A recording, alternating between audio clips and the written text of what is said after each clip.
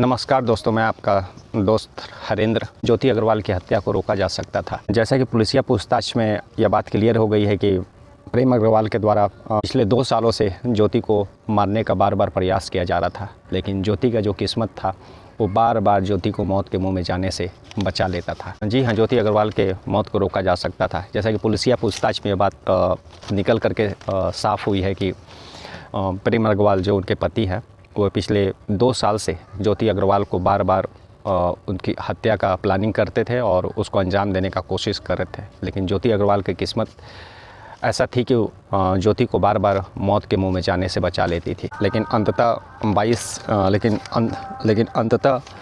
29 मार्च 2024 को प्रेम अग्रवाल अपने मंसूबे में जो बार बार कोशिश करते हैं उसमें कामयाब हो जाते हैं और रात के समय ज्योति अग्रवाल का जो है मर्डर हो जाता है। इन सब के बीच सबसे बड़ी बात यह है कि ज्योति अग्रवाल और प्रेम अग्रवाल के बीच रिश्ते लगभग काफ़ी समय से ठीक नहीं चल रहे थे और इसकी जानकारी ज्योति अग्रवाल के सारे फैमिली को थी, उसकी बहन को, उसके पिता को, उसकी माता को, और उसके बावजूद भी वे लोग सभी लोगों को पता था। और यहाँ तक कि पहले भी प्रेम अग्रवाल ने ज्योति अग्रवाल को अपने हाथों से उसका जान लेने का कोशिश कर चुके थे, और लेकिन इसके बावजूद भी ज्योति के घर वालों ने कोई भी कठोर कदम नहीं उठाया। ना ही वो लोग पुलिस से इस बारे में शिकायत किए और ना ही कुछ ऐसा कोई कदम नहीं उठाया ताकि जिससे फिर से उनकी बेटी के साथ इस तरह का कोई घटना नहीं हो, या फिर प्रेम अग्रवाल उस तरह का उनके बेटी के साथ गलत करने का सोच भी नहीं सके। इन सब बातों से एक चीज़ तो साफ़ हो गया है कि ज्योति के घर वालों की तरफ से भी बहुत लापरवाही बरती गई है। काश अगर ज्योति के घर वाले पहले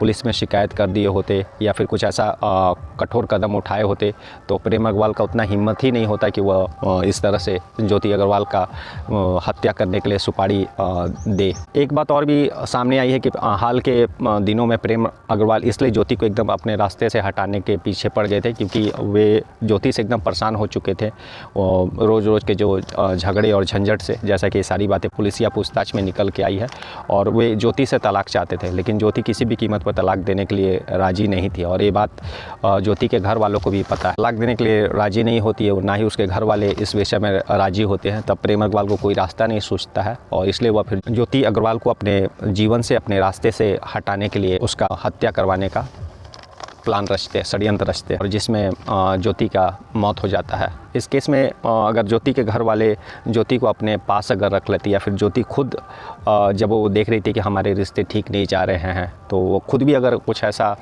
कदम उठाती ताकि दोनों का जीवन जो है सुखमय हो सके, दोनों को शांति मिल सके, तो ज्योति आज शायद ज़िंदा रहती। लेकिन ना ही ज्योति के तरफ से, ना ही ज्योति के घर वालों की तरफ से, और ना ही प्रेम अग्रवाल की तरफ से ऐसा कुछ सही रास्ता जो शांतिपूर्ण रास्ता खोजा गया ताकि जो है दोनों का ज़िंदगी, दोनों परिवारों का ज़िंदगी सुखमय खुशी रह सके, जिसका नतीजा है कि आज दोनों परिवार में अशांति हो गया। उन दोनों बच्चों का क्या गलती है जिनके सर से ममता का जो है साया छीन गया।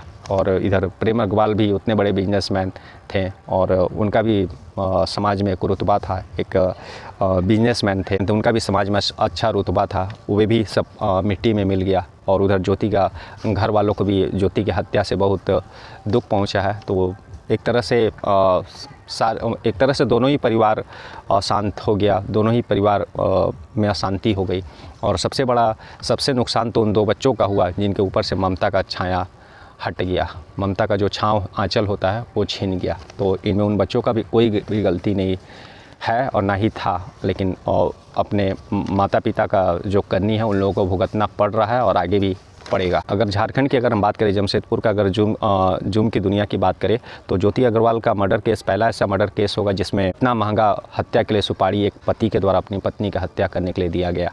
और इस केस में जुर्म होने से पहले जुर्म ने काफ़ी दफ़ा अलर्ट, जिसको हम लोग बोलते हैं, दस्तक दिया और जोर से चिल्ला कर दस्तक दिया, लेकिन उस दस्तक को किसी ने पहचान नहीं पाया, ना ही ज्योति ने, ज्योति के घर वालों ने, ना ही प्रेम अग्रवाल ने, और जिसका नतीजा ये हुआ कि आज सब कुछ बर्बाद हो गया। इधर प्रेम अग्रवाल सलाखों के पीछे और उधर पत्नी को अपना जान खोना पड़ गया। कुल मिला के कहें कि परिवार वालों की तरफ से अनदेखी और उनका पुलिस के पास ना जाना, जिसके कारण प्रेम अग्रवाल को मनोबल बढ़ते गया।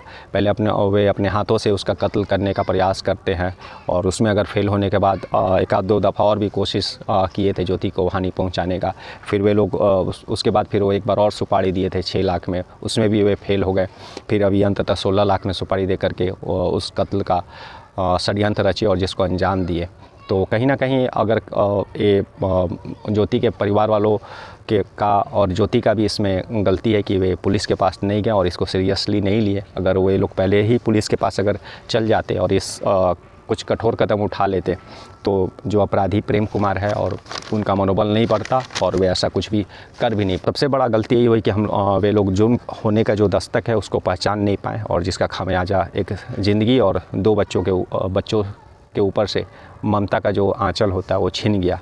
लेकिन कुल मिलाकर के इसमें जो भी पुलिस के प्रशासन के इन्वेस्टिगेशन ऑफिसर थे जिन्होंने 72 घंटे के अंदर इस केस का पूरा उद्भेदन कर दिया और जो अपराधी थे उनको मजबूर कर दिया कि अपराध को कबूलने के लिए। और सारे अपराधी जिसमें ज्योति अग्रवाल के पति प्रेम अग्रवाल और 4 और अपराधी शूटर जिनका मदद लेकर के जो सारा हत्या को अंजाम दिया गया, उनको गिरफ्तार करके सलाखों के पीछे भेज दिया गया है। और जिसमें प्रेम अग्रवाल ने खुद, पुलिस का इतना प्रेशर था और इतना दबाव था कि उनको बचने का मौका नहीं मिला, अंततः उन्होंने जुर्म कबूल कर लिया और पुलिस के सामने सरेंडर कर दिया और सारी बातें पुलिस को बता दिया है। और तो वे सारे इन्वेस्टिगेशन ऑफिसर जो इस केस में लगे हुए थे वे काबिले तारीफ़ है और ज़िंदगी विद विक्की चैनल के थ्रू मैं उन सारे ऑफिसरों को सैल्यूट करता हूं कि उन्होंने 72 घंटे के अंदर इस जो हाई प्रोफाइल केस था इसका उद्भेदन कर दी और काफ़ी अच्छा काम किया। इससे समाज में प्रशासन के ऊपर, पुलिस के ऊपर लोगों का विश्वास बढ़ेगा और कानून पर विश्वास बढ़ेगा। तो आज के लिए इतना ही। कल फिर कुछ नए टॉपिक के साथ आपके साथ जुड़ूंगा। तब तक के लिए नमस्कार। जय हिंद, जय भारत।